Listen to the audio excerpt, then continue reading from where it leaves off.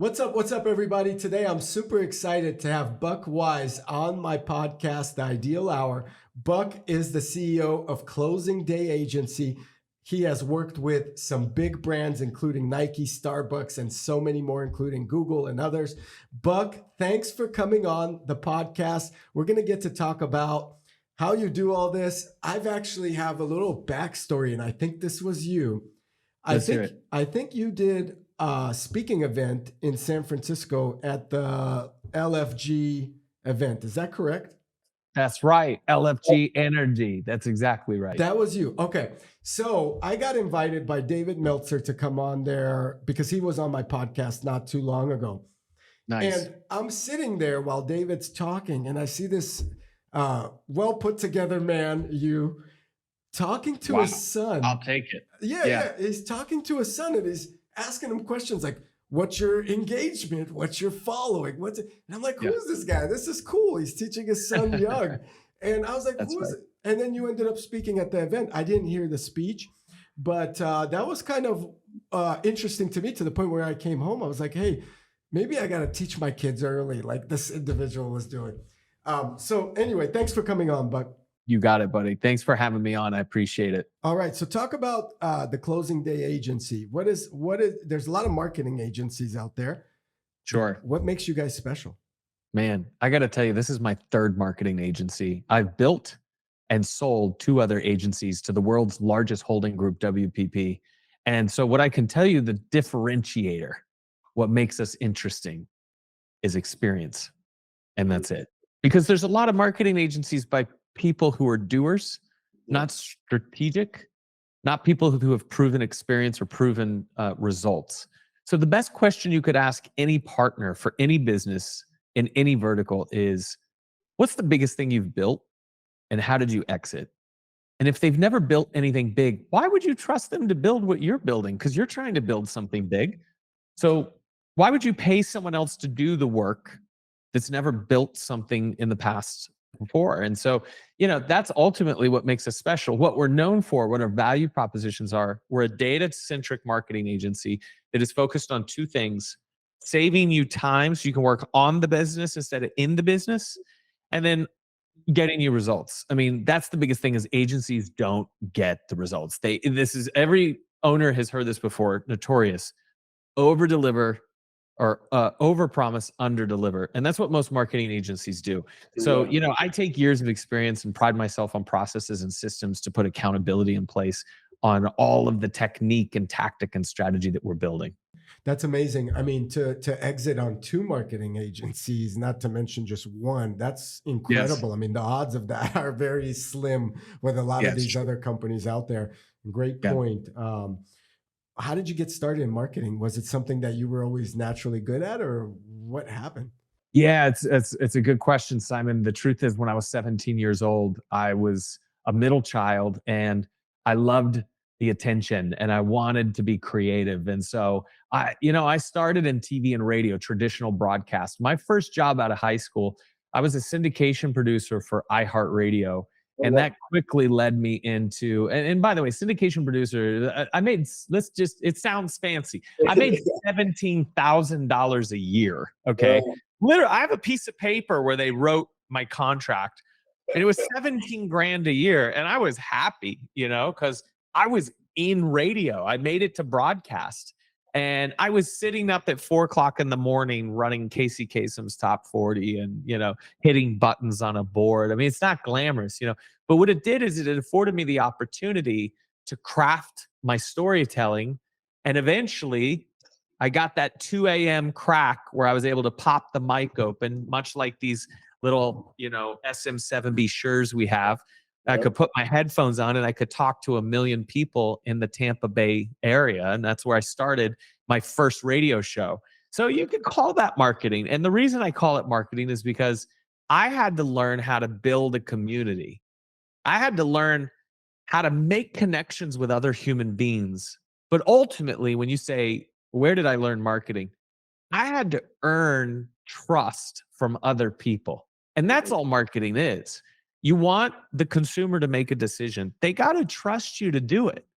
So what content strategy are you putting in place? What nurture sequences have you automated in your tech stack?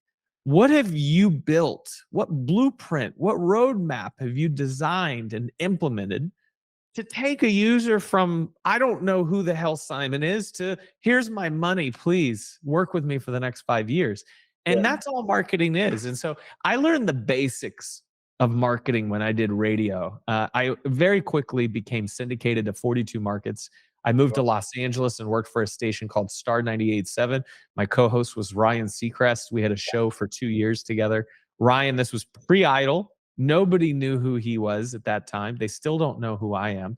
But now, obviously, we've seen his success story from there. From there, I built my own marketing agency. I saw that there was this sort of challenge that traditional broadcast wasn't adapting to digital. They didn't know what MySpace or Facebook, they were like, ugh, we don't want anything to do with They that. didn't want to touch it. I was going to say. Well, I think the biggest thing, if you study why they didn't adapt it early enough and why now we see that they've been crushed by it, is because they were afraid of the media dollars being spent in digital versus their ad units. Because TV and radio live and die off of advertisers. And so they were like, you're not allowed to get on Facebook. On-air talent cannot have a MySpace. You cannot talk about it on the air. Like, don't make it relevant, right? And then it became more relevant than TV and radio. Yeah. And so that's why they died eventually. But I had a decision to make. Do I die with the dinosaur or build a digital agency and become, more innovative? And that's exactly what I did. And I'm glad and I'm not some like future forecaster, but I did what I loved. I love new things, and it was exciting, and it was a new platform, and I kind of mastered radio. I was kind of bored with it. And so I was like, let's move on to the next thing. And that's why I built my first agency. It was kind of accidental, honestly, because I had the Detroit Tigers were in a meeting with me and CBS at the time. And they were like, we're a 150-year-old brand, and we have no idea how to create a digital strategy to sell more season tickets to both the English and the Spanish speaking audiences who love baseball. And I said, I could help you with that. And they said, yeah, but you work for CBS Radio. And they were like, would they let you? And I asked, and CBS said, yes, you can help the Tigers under one condition. You can't allocate media dollars to digital for them because they're spending with CBS. Right. So I was like, done, deal. And then overnight, I had 6 more clients. I had 8 employees. I had no idea what I was doing. I was trying to build a business, man. You were working. You were working super hard. I mean, it was. Man, I had no kids, Simon. I had no Yeah. kids. That's a I could not do it today. I was nonstop. You're right. I was around the clock, and then a year goes by, and my wife at the time, she was helping me with the business, and she's like doing the taxes, and she goes, shit, I don't think we made money this year.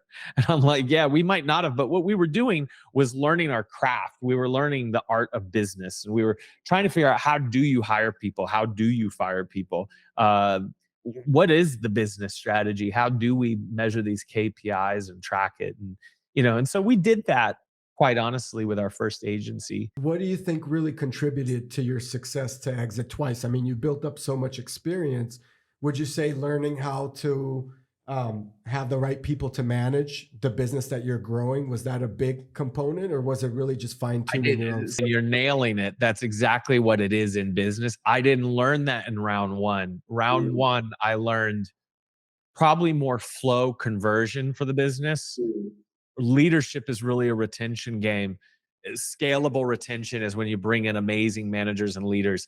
At that time, I was like, how do I get more clients? How do I get more money? And then when I get them, how do I convert them? And so I really would say in that first agency, I was learning how to bring in the business, but I wasn't keeping business as long as I should have, because I didn't understand scalable leadership and replacing myself and all of those things. I didn't understand processes. I didn't understand, writing SOPs and making sure that everyone had accountability. It was, it's still today, there's a lot of big businesses that have the same challenges, which are, no one's born into leadership.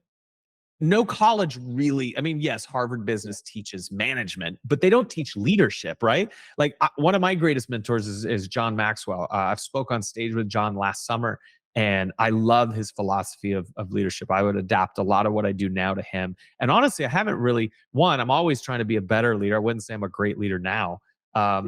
But I have the self-awareness that to your point, that is what you eventually need to learn if you really want to build something big is scalable leadership and understanding how to put the right people in place underneath you. But no, in that first agency, I did not do that. I think that's so important. I mean, I have a business as well, and just learning and going through, I've never sold a company, but I've never lost a company. And going Yeah. through that learning curve and understanding that getting someone and not trying to maybe mold somebody into a role that you think you need to get covered for your business is such Yeah. a big difference. Well, Thanks. the problem is most business owners hire someone to solve a problem, and Mhm. it's a problem they haven't yet discovered how to solve. And so Interesting. then Yeah. they hire someone younger and less experienced to solve that problem, and then they're pissed off when it doesn't work, And it wastes so right? much time. And it wasted time and money. And so the challenge really is as leaders, a lot of times we think, I don't need to learn Facebook ads. I just hire the Facebook ads guy, right? Yeah. And it's like, no, you should learn Facebook ads and then hire someone who is technically capable with proven experience to follow what you believe the business needs to do. So I think leaders too many times are like, I'm only good at one thing. I just sell the product. People love me. That's what I do. Everyone else does the other. No, when you start a business, you need to do and learn all of it. And then you hire people according to the plan that you've put in place because you know that it works and you've done the due diligence.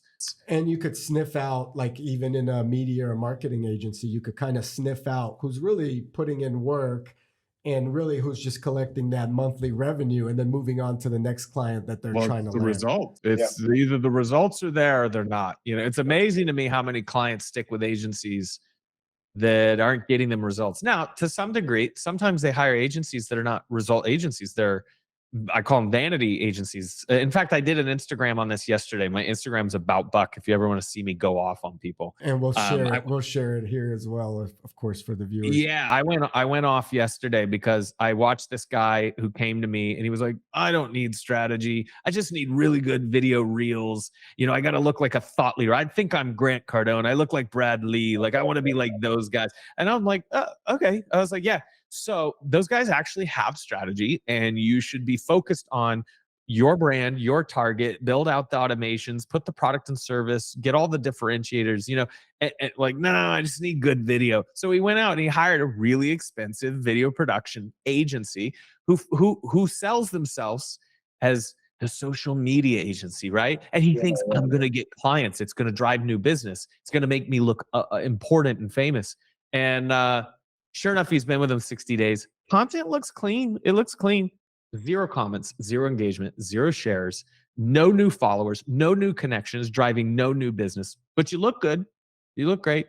So some people, and there's some people That's are happy okay. with that. Yeah, Yeah. some people, they're comfortable. They're average. They don't want to grow. And they just go, yeah, look at my Instagram. I look cool. They made this sizzle with, you know, my Lamborghini. It's like, okay, if that's what you're going for. I don't know if it doesn't make money. Most of the time, it doesn't make sense, in my opinion. So, or if you don't That's see the exactly numbers right. like you said it, you know.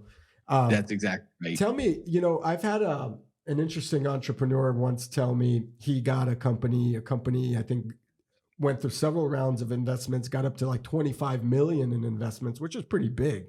Yeah. And they were going to exit. He told me the first round that I got money, he's like, I learned a lot. Now I don't have control. They're not, they're making me work more than I want to. The next company I start, this is the way I'm going to do it. With you exiting once and then the second time, what is something you want to share to someone that may be exiting that they should be really, really aware of, or if they're getting funding, if your company also was funded? Yeah. Be honest with you, money is made in the deals. Money is made in writing. Money is made in the contract, right? So when you're fresh into the space and you have a company, you think you want to sell. Millions of business owners are absolutely decimated by sharks every year because of clawbacks, because of ratchets, because of all different stipulations that these big legal companies and acquisition companies and merger companies, all of these little stipulations that they put in a contract, the guaranteed in any deal where you're getting acquired, they've got 90% of the leverage and you might have 10. And Yeah. so I think that's the biggest thing is like, they're salespeople. They attract you because it sounds like an easy out. Anything that sounds good and easy usually isn't. There's usually some stipulation tied to it. So what I would say is focus on this. If you really want leverage, the two things you need to focus on as a business are, number one, data. What you really sell when you sell a company is information. Now, depending on what vertical you are, what kind of business or model you drive, the data may be different. But ultimately, when I do due diligence on a company, sometimes people come and they hire me to come in and look at a company or audit a company to go, hey, we're going to sell. What would you put my evaluation at based on where we're at? I'm looking at all the information from flow, conversion, retention. I'm looking at everything from how many users are in a database, how many of them are active, how many of them click, how many of them don't click, when's the last product cycle, how long's the cycle. I'm looking at all these numbers because what we're building is a picture of revenue and a picture of profit. How much revenue and then how much profit. So that's the first layer that you're looking at when you sell a company is data doesn't lie. Oh, I run $100 million company and my revenue is 62 million and blah, blah, blah, blah, blah, right? Okay, let's look at the data, right? Oh, wow. Okay. You actually bring home $250,000 for yourself as a CEO, but it's just people throw the most ancillary BS out until you look at the inside of look at the numbers. Especially with social media, they're always, I mean, even as an individual, they're always BS. Yeah. So the thing is, when you sell, get ready because they're putting the rubber glove on. And they're going right up your kisser, man. They're going to give you money. They're going deep, dude. You're going to open the pants. Lube or no lube? Yeah, no lube. So don't lie. So don't make it up. Don't be making stuff up because they're going in deep and they're hiring me to come in and look. And the last thing I need is for them to acquire you and realize that half of the leads you were getting were global because of a webhook that was dirty from a past SEO company. And now all of a sudden you don't actually have users. You've got foreign links that are bad. It's like, I'm going to make sure that they're not going, hey, Buck, you screwed us. We paid 10 million for this company and they got dirty data. So first layer is data. Second layer is this. If you go on sabbatical tomorrow, if Simon gets hit by a bus or he leaves for 6 months, does the first layer work without Simon in the second layer, which is process? So now we're looking at what is the process of your company? And if I remove you immediately, does the company vehicle still roll and make the same revenue? And if you don't have SOPs, if you're not looking at operating procedures and you don't have processes documented, if you're not in a rock system of some sort, if you don't have all of your business accounted for, then the revenue is the question is what's the liability on the revenue? It doesn't value the company the same, even though the revenue I would say is high. And just because and so we look at history and trajectory, like how long have you been doing this, and like if the trajectory keeps going up, and then did you put those? Sorry, I'm running ads behind you. This segment of the Ideal Hour is brought to you by Lowe's. You're making money nonstop. I like that. Nonstop, man. This segment of the Ideal Hour is brought to you by Lowe's. See, that's my old radio voice. Hey, it's good. You don't even need a mixer. This is incredible. I know. I'll be your. Hey, listen. I'll work for cheap on the voice work. If you want me to do voice work for you, I'll do it. But here, let me get this thing off. So, processes are going to be the key. The history of the company, and those are like the trifectas. Like, how long have you been doing it, and how long has it proven? If you made 62 million, but it was only in the last year. Yeah, it's like this year you're down like. Yeah, you never know. Is your company, is it cyclical? Is it dependent on the economy? Like we saw medical during COVID was so future proof. It spiked so well, but real estate took a hit.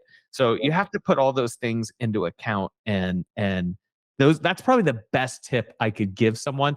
If those things that I just mentioned are in line, you have more leverage in the negotiation. They want you more because they're like, wow, this is really premium. I like that. I think it's a very important point you made. I met another entrepreneur one time. He was part of one of these entrepreneur groups. And he's like, hey, right now I scaled. I want to personally exit. So he's training someone for 6 months to a year to just replace him to make sure what you've said also runs.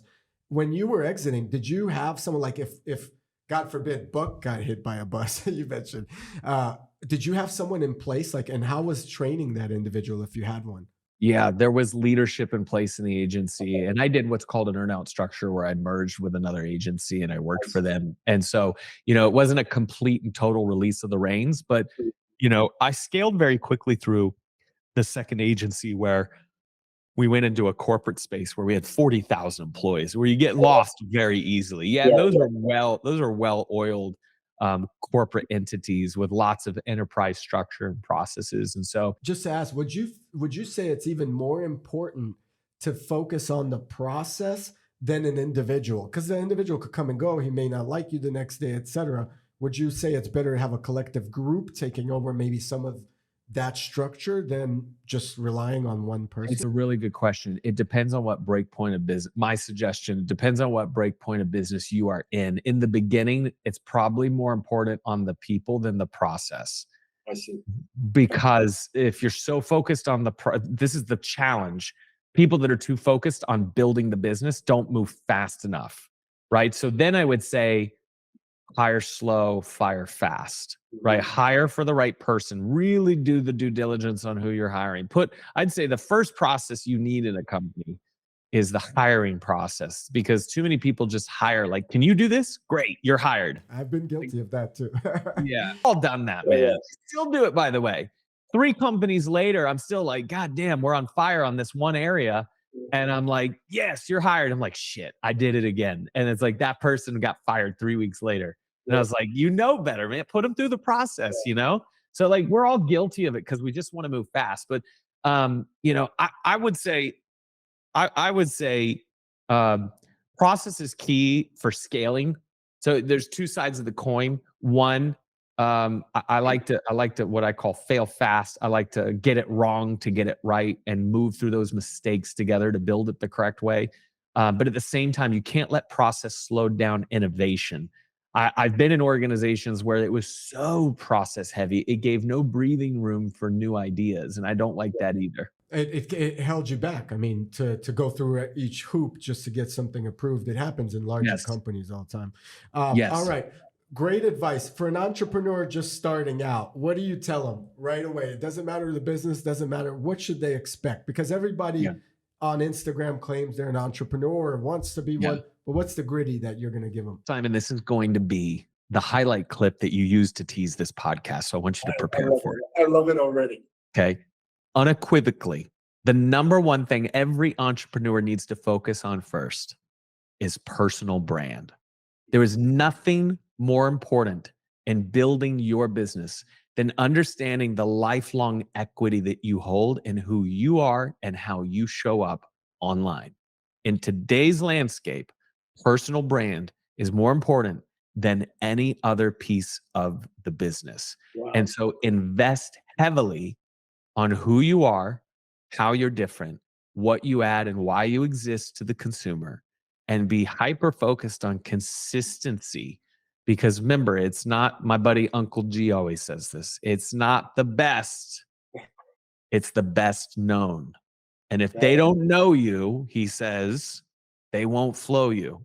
Right. And it's true. Good True. uncle to have around Thanksgiving. Uncle G, man, he always delivers. So you gotta be specific on who you are. Why, Buck? Because in the first break point of business, people don't do business with business. You aren't Starbucks, bro. Nobody knows who you are. Yeah. They're doing business with Simon, with Buck. They don't know Starbucks. Yeah. And at some point, you can build a brand that has credibility, equity, leadership, and then you can focus on a corporate brand. And then you can be an ambassador to that brand and teach other executives how to be an ambassador like you were when you started. But I meet too many executives that are good at something. They build a business because they don't want a boss, right? They're like, well, screw it. I could do this on my own. I'm good at this. But they're afraid to go online. And their business may do well because they have what's called the inner circle, right? So they're like, hey, I'm on my own now. Come do business. And they steal a couple of accounts or they Yeah. get a couple of clients. And they're like, look, I'm really doing it. And then they hit that break point. And that break point is nobody knows who the hell you are. You're only going to be as big as people know who you are. So I say invest early and constantly in your personal brand. Perfect. Love that. Let's go into that a little bit more. I see that you're a health freak or health nut, I should say. You want that's the personal brand you're talking about. Sure, man. How important is working out, making sure you eat well, dressing well? I mean, like Yeah. what are some of those characteristics that you feel are a success for the personal brand? Well, I'm glad that you recognize that fitness is a small sliver of my what I call pillars. Mhm. Inside your personal brand, you have content pillars. You'll probably see business, you'll see marketing sales, you'll see a little bit of family. I get like 3% family, and then like maybe 3 to 5% fitness. It's not, I don't overwhelm people. I'm not the fitness guru online, but you'll see me in the gym. You'll see me, eating nutritious food. I was on an airplane for Thanksgiving eating rice and chicken, like so I could stick to my meal plan. I brought it in a Ziploc bag. And people like that. They resonate with it. Two things that I would suggest. Um, Number one, be a magnet, and you are a magnet. What you put out is what you get back. Mhm. I want high performing clients.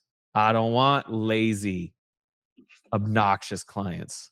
Yeah. So my content is high performing. I'm showing cold plunges, meal preps, gym, because I want people who aspire to be better and do more. Right. Now, if I steal from my really good friend Andy Elliott, who lives 10 minutes from me, do you know Andy, I sales guru? I don't. I haven't checked him out. Okay, I will. second highlight for this podcast.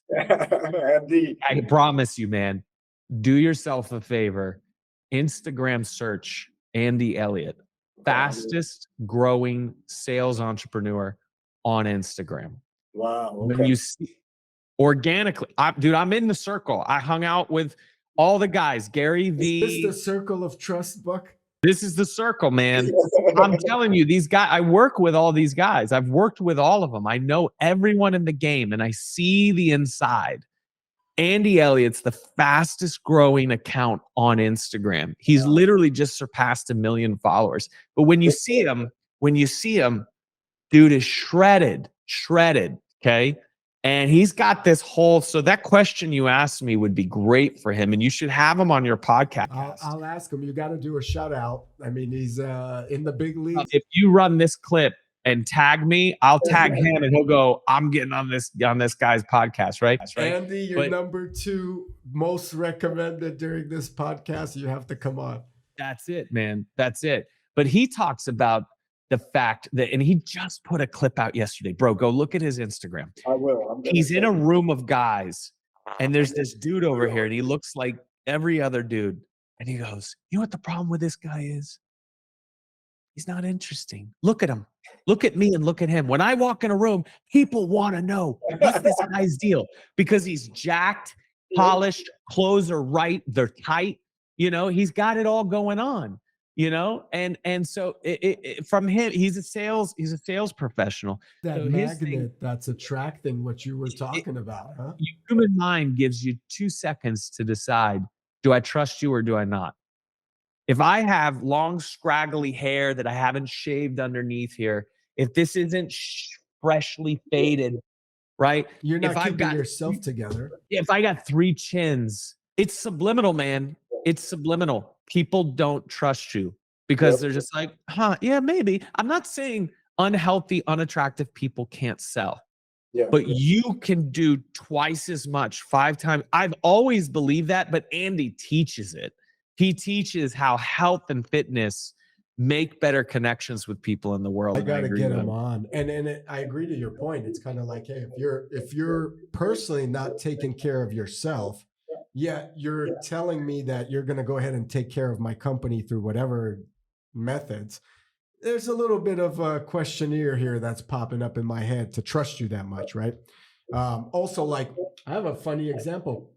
Had a friend that hired an attorney for a divorce, but the same attorney's going through divorce didn't really take care of his client because he's going through Oh. crap. You know what I mean? Yeah, And he's got it's his like, own issues. yeah, he's got his own issues. So personal brand key. Let's talk about what I saw that day at the David Meltzer pre-meetup or whatever, which really took me off guard because you were not, I'm not going to say grilling your son, but you were like pushing him to motivate him to Yeah. get him to that next level to understand. And I've never seen young kids at these type of conferences, or not usually. How old is your son, and what's your approach to anyone out there listening to motivate their children to now build their personal brand? Because I assume that's Yeah. what you were doing. My son is 10 years old. He just turned 10 in November. He made $682 last week walking dogs in the neighborhood. He is a entrepreneur. Love He it. he is a solopreneur. He has no team members, but my next lesson is teaching him how to get his younger brother to do it for 50% of the profit. That's the next lesson. I got 3 kids, so they're all gonna get in line.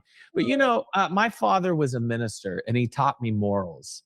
But I definitely didn't understand financial freedom, and I definitely didn't understand sales and marketing, So I loved my dad, and I loved the way I was raised, but I really just have a passion and mission to make sure that, because I always say this, and I'm sure, Simon, you probably would say the same thing. If you could be 17 again, knowing exactly what you know right now at this moment, how different would life look for Simon? Am I right? I think about that, and maybe that just shows my age. I'm just like, God damn, what I would do to know this at 17, And I want him to have that. I want him to not say, if I only knew that at 17. And so I teach him interpersonal skills. I even signed him up. I don't think he does it anymore. Do you know a guy named Coach Burt? I don't. I don't Okay, know what look it up is with me. I don't know that many this people. Maybe this is a problem. highlight number 3. Search Coach Burt. He had a program for kids teaching them things that schools don't teach. How to approach a stranger, introduce yourself, and start a conversation. Dude, if you can do that, you can do anything. And so I taught, but at the time, my kid was like 8. I brought my oldest, Logan, to Coach Burt's courses where he had to get on stage and present in front of other kids. He had to learn how to, Coach Burt teaches you eye contact. The amount of kids that don't do eye contact, It's incredible. Who's They're always teaching? on their phone nowadays or their Yeah, iPad. schools aren't teaching them eye contact. So I'm giving them the basics, man. So I have a theory that I teach all my clients, and I teach my kids the same thing. And it's a simple theory. People come to me with problems. Buck, this is my challenge. This, and the nurture. And then I hired an agency and they screwed me over. There's always some horror story. And of course, most owners, it's never their fault, right? It's everybody else. Yeah. But they say to me, they go, I got all these issues. And I ask one question: how many people did you meet today that you didn't know yesterday? Simple question. And a if you lot ask yourself that question every day, how many people did I meet today that I did not know yesterday? That is your pipeline. That is your future pipeline. And, if you ask someone, how many people did you meet today? You always get things, oh, I saw Joe and Chris. It's your network, right? Now you got to be meeting put yourself in positions to meet new people every day online. You're not growing if you're not meeting. And it's kind That's of right. like what you talked about earlier, where you may want to sell a business, but you find that the same customers that they've been reusing are just stagnant. They've cycled right. through their Rolodex, so to speak. Right. So I think what you heard me saying to my son in the room that day was, buddy, how many people? I gave him a quote. I wanted him to meet 10 people in that room of 100. I said, just go meet 10 that you don't know, that you've never met. Go shake the hand, give them eye contact, ask them what they do, tell them it's nice to meet them. If he can get that down, I mean, dude, it's game over. He can do anything he wants, then he just has to decide. Kudos to you, Buck. That was like, I mean, I enjoyed watching it personally. I have a young son, so learned something as well. And final question here. We kind of went back to when you were 17. I always ask my guests on the Ideal Hour here, if you could go back, what advice would you give yourself at any point of that time or time period? What's like one thing that you feel would have maybe propelled you to be a better person earlier on? I think what I would ask myself, Simon, is if I couldn't fail, if failure wasn't an option, how would I do things differently? I think early on, we have too much in our head about failure.